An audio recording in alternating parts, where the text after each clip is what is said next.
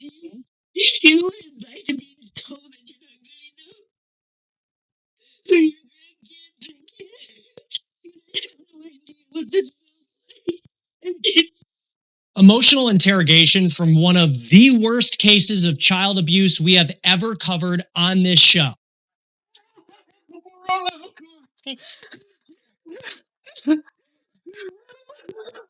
A young girl dies after allegedly being kept in a cage at the hands of her grandmother and mom. For the first time, we will show you what officers saw when they responded and discovered to a true house of horrors. We're on the case presented by Law and Crime. I'm Chris Stewart.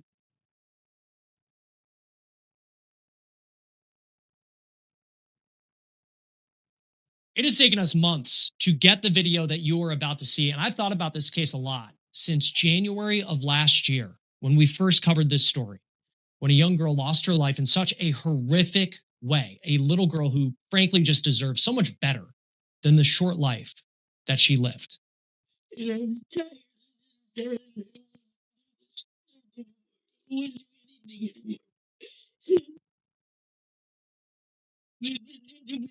This is newly released interrogation video of 55-year-old Virginia Lujan, a grandmother who police in Arizona say kept her 13-year-old granddaughter in a cage.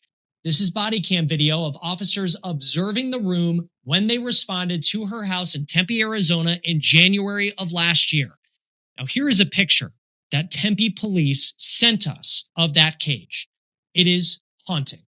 Now, I'm going to show you the body cam video in just a moment, but I want you to meet the little girl whose name should be remembered forever. This is 13-year-old Melanie Granados. Melanie, as you can see there, she had a great smile, and she dealt with plenty of challenges in her short life, not just her grandmother and allegedly her own mom. Police say that she had special needs, and she had the mental capacity of a 3-year-old. In January of last year, Melanie and her siblings were left in the care of their grandmother, 55-year-old Virginia Lujan. Now, Virginia looked after Melanie and 3 of her siblings because Virginia told police that their mom, 33-year-old Jamie Hodges, worked a lot and that she wasn't really around. Now, Tempe police say on a January night, a 911 call came in around 9 o'clock, and that call was for a little girl who was in trouble. Say.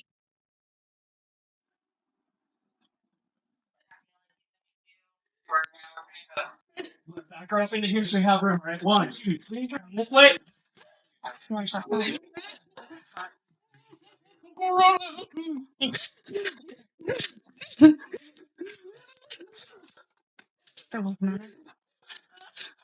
fingers.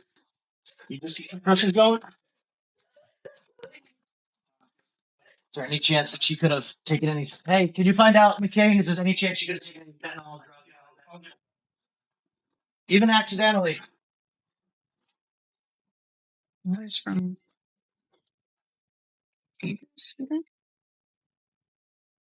Yeah. No, not yet. Yes. Okay.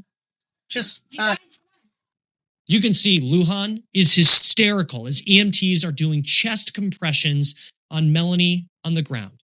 Now, police don't even know what they're dealing with at this point, and they do bring up the possibility that maybe Melanie had ingested a drug, perhaps fentanyl, and that's the reason that she was in such trouble on the floor. But the truth of what police say was found was horrific, and they say the injuries were no accident. Now, here is what police say they found inside the house. This is per Fox 10 in Phoenix. During the investigation, our officers observed that she had extensive injuries, including bruises and sores in various stages of healing. A search of the home uncovered horrible conditions, along with a makeshift cage filled with feces. Lujan and Melanie's mother, Jamie Hodges, admitted they kept her in a cage to maintain control of her. Hodges, the mother, had been temporarily staying at the home with her 5 children, 4 of whom were under Lujan's care. Hodges admitted she had not regularly seen Melanie during this time and was unaware of a reported fall down the stairs that Lujan claimed occurred 2 days earlier. Lujan did not seek medical attention for Melanie after the alleged fall. Wait, when's the last time she was seen normal? Are we able to find that out? Last time she was seen up and at least alive? First responders are trying to figure out what happened to this little girl. Melanie's mom, she's in the house as well. And this is as police are investigating, and we can hear part of her conversation with an officer. No, she understands that he thinks that she fell out of her third bed. But she didn't know when I said when. She said sometime last night. Yeah. He told her, he's like, not even in what's wrong with her. She kept saying, I don't know. I got your in there. Yeah, I see. And everyone took a rash like underneath her armpits on both sides. She has them on her legs. I asked her, what was that? She didn't know that her skin's been bothering her because she rolls around in her poop and she plays with her poop and stuff like that. And I told her, I was like, well, what does the doctor say? And she said that it's something with her hormones, but I don't give them full details. Now, it is shocking. Frankly, it stands out to me just how casual Melanie's mom is about the fact that her daughter is having to go through chest compressions on the ground. And frankly, that girl is about to die. But she's also talking about her child rolling around in her own feces. And police say that she also admitted to this child being kept in a cage, allegedly to control her. Now, we see in the body cam video that police are going into the room where the cage was located. The audio in this part of the video that we received, it's redacted, so you can't hear anything. But you can see what officers see as police are looking around in that room, and it does appear that there is that cage on the right side of the screen. It appears to be connected to a bunk bed. Now, before I get to the interrogation video and what Lujan told authorities, I want to show you the interaction that Melanie's mom had with officers as she was unpacking groceries as police took the other 4 children who were in the home into custody and their care.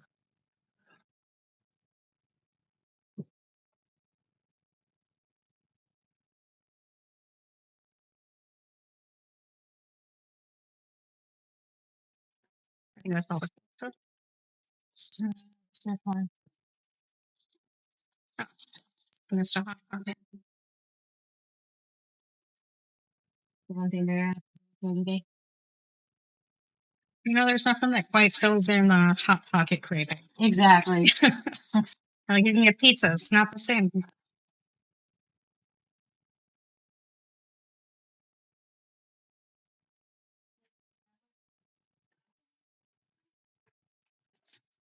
Does it have a charger Charger somewhere. in the purse? Always have it with her.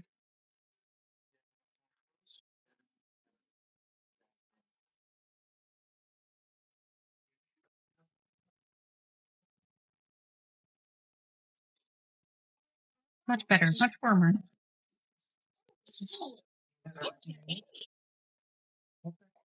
We're all sticking together. We're gonna go in the same car.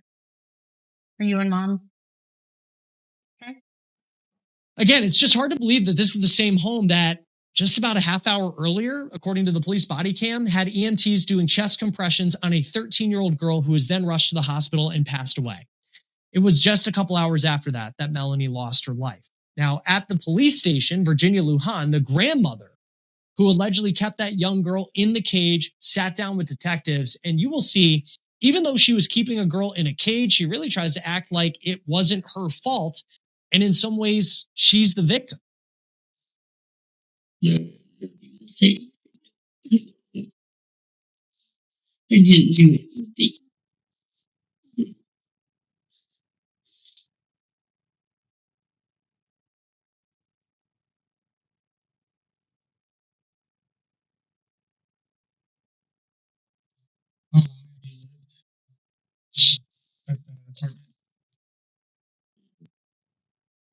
For 5 years.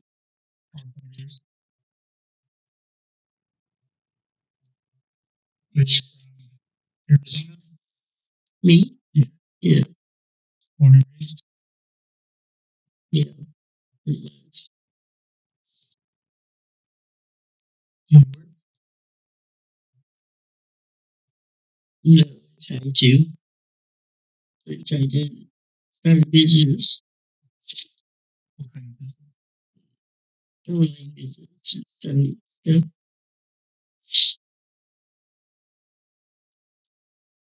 What happened with that? No time.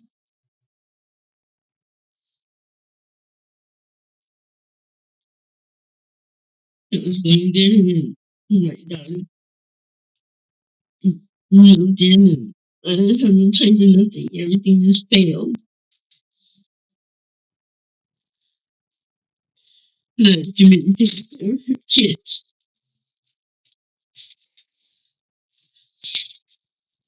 What kind of what kind of sales were you doing online? Used jewelry and epoxy stuff that I made, just different things.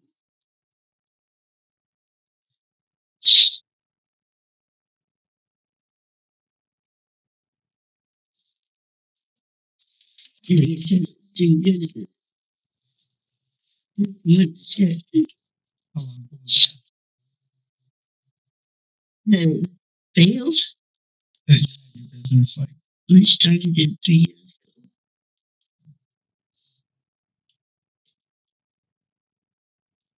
how long did you make it? 2 years. It just started going downhill. Yeah. And it was legitimate. And I and everything for it. I also did babysitting. And that was really my daughter. That's it. And can I work any other way? It was too many kids. I don't know how I was supposed to do anything anymore. Quote, there's too many kids. Lujan says that she's been saddled with 4 of her daughter's children and she's overwhelmed. She then gets into her background and how she got into that situation. They never wanted to raise kids again. And she went in and she stayed with her boyfriend.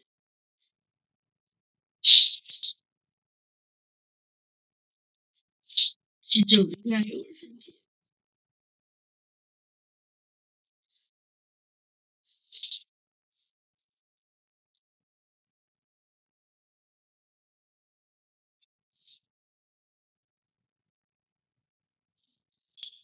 What branch of the military did you serve? Maybe.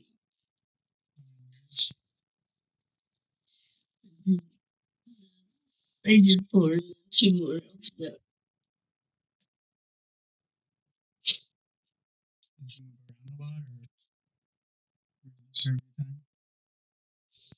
In San Diego and to Japan, Afghanistan, not Afghanistan, Pakistan.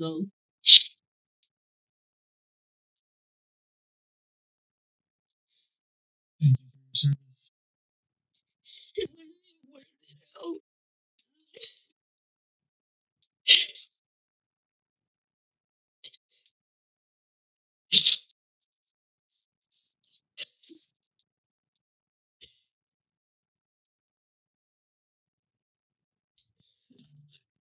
Doing it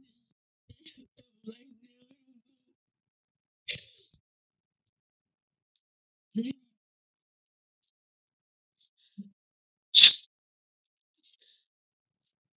And my grandkids and everybody was gone.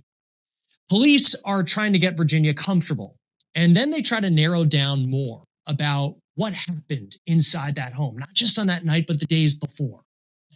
I'm so long. I mean, I'm just tired. I'm tired of all of it already. I'm trying to do nothing but the right thing for all of them. And what more? Look at me. Look where I'm at. I have fought too long already. I can't do it no more. I don't want to do it anymore. You guys need to give me an attorney so I can just finish all of this already. I don't want to fight no more. I don't want to do anything. I love you so already. Virginia, I'm gonna read something to you. Okay. I want you to listen carefully, and then we'll see where we go from here. Okay. So this is what I'm reading you is your Miranda rights. You know what my Miranda rights are. Go ahead. I understand. You have the right to remain silent. Anything you say can be used against you in the court of law. You have the right to the presence of an attorney to assist you prior to questioning and to be with you during questioning if you so desire. If you cannot afford an attorney, you have the right to have an attorney appointed for you prior to questioning. Do you understand these rights? Yes. Are you willing to voluntarily talk to us? No, I want an attorney. Virginia asks for a lawyer, but police do try to keep the conversation going a little bit. We don't know the situation with the kid. We don't know temporary or just need to somewhere and just make a decision.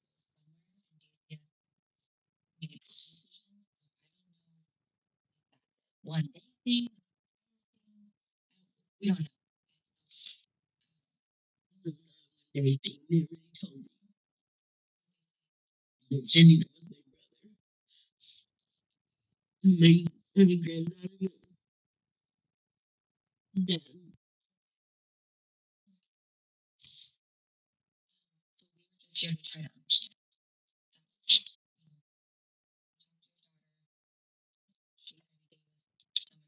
She works a lot, so there was some gaps. I don't see her as much as you guys think I do. I seen the baby more than I seen her. She's always working. She takes extra hours. She's never there. She doesn't help me with anything financially. And it sucks because those are her kids, not mine.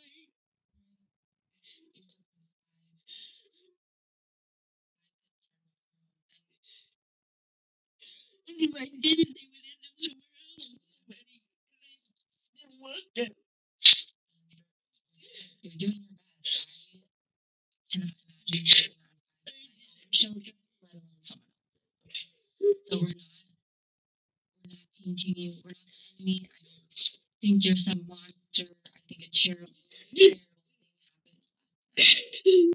And I'm so sorry. You lost your granddaughter. I know you clearly loved. And I did everything I could for her. I didn't even know how to take care of me. I'm sorry. I did it.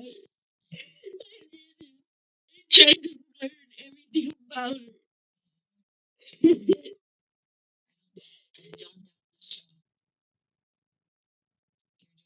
You're doing the best that you can, but it's not fair. You already raised your kids. You didn't sign up to 8 years. Look, anybody who does it or has done it can admit raising kids is really hard. Having 5 kids being put in your care, certainly not an easy situation. But in terms of sympathy for Virginia Lujan, I just keep going back to the facts that police laid out in this case. What they say about Melanie's death. This girl and the other children lived in horrific conditions. Don't forget that. And this was a girl with special needs that was kept in a cage like an animal, according to police. Now, Virginia said she had fallen out of her crib 2 days ago, but she never called the authorities. She never rushed her to the hospital. She never asked for any kind of help. I've only had guardianship since 2021. Since November 2021. But you've been taking care of them. No, I've had them. Jamie was in Albuquerque. And they were here with me. And the reason why they were here with me in the first place is because she was in trouble over there. There was another guy. Their dad. Now, it is unclear where the father of these children is located in this story. Virginia then points to her daughter in the interrogation.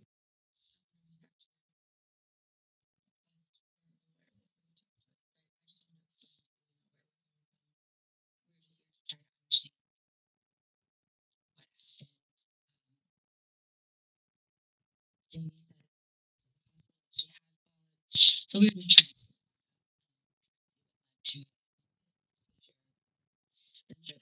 I don't even know. I honestly don't. I don't know. She didn't fall. After that, I don't know what happened. I don't know if she had a seizure.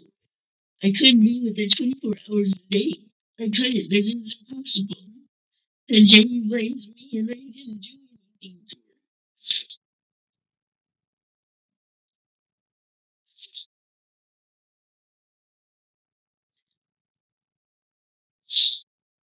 Just your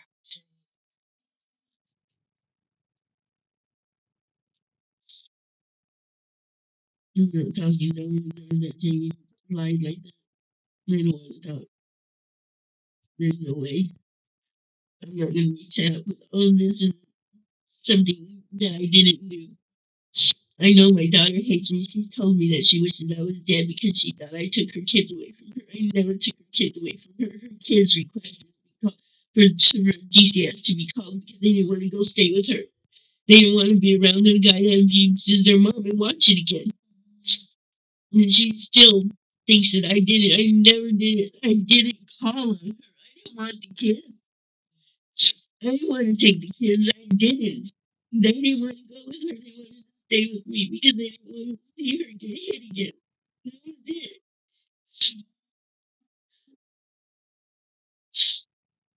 And she told me she wishes I was dead. So there's no way I'm not talking about anything anymore because I didn't do anything and I'm not going to have her lie on me like that. Everything I've done for her whole life. Dad ran off with her and I stood for her for 10 years. And then I find her and she doesn't even help her with everything. Everything. I paid for her trip. I've done everything for her. And now she's gonna do this. No, I'm not. And I'm sorry. I don't want to know her anything.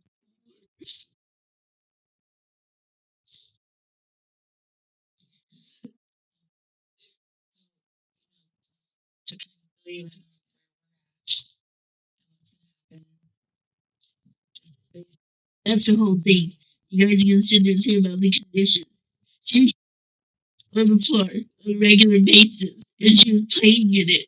I reported it to the doctor because that was gross and disgusting to me. And I thought it was something I was doing wrong. And he said, no, they're known to do that. That was the other thing. And I went to go give her a shower, and the water heater is out. It doesn't work.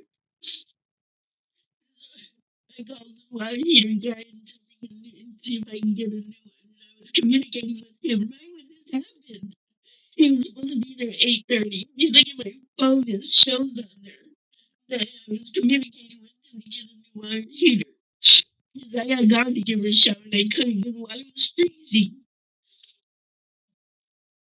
And you guys are talking about the conditions. That's her stuff. That's Jamie's stuff. We were moving her stuff in and moving everything around, and it was a mess. I know it was a mess. It was terrible. You know, please. Virginia then asks about what may happen next.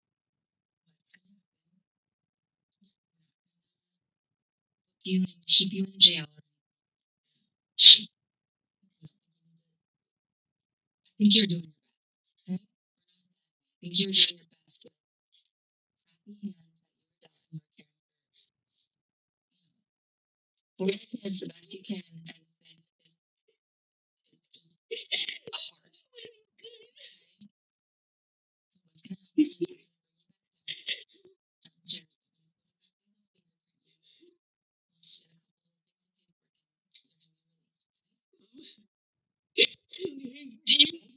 You know what it's like to be told that you're not good enough for your grandkids and kids. You have no idea what this feels like. And then, Kids obviously are choosing you. They would rather be with you because you're trying to care for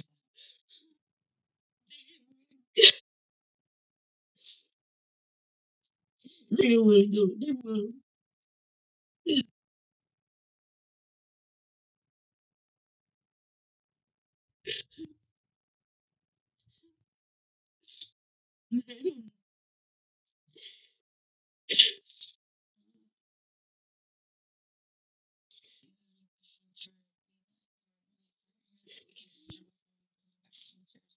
No.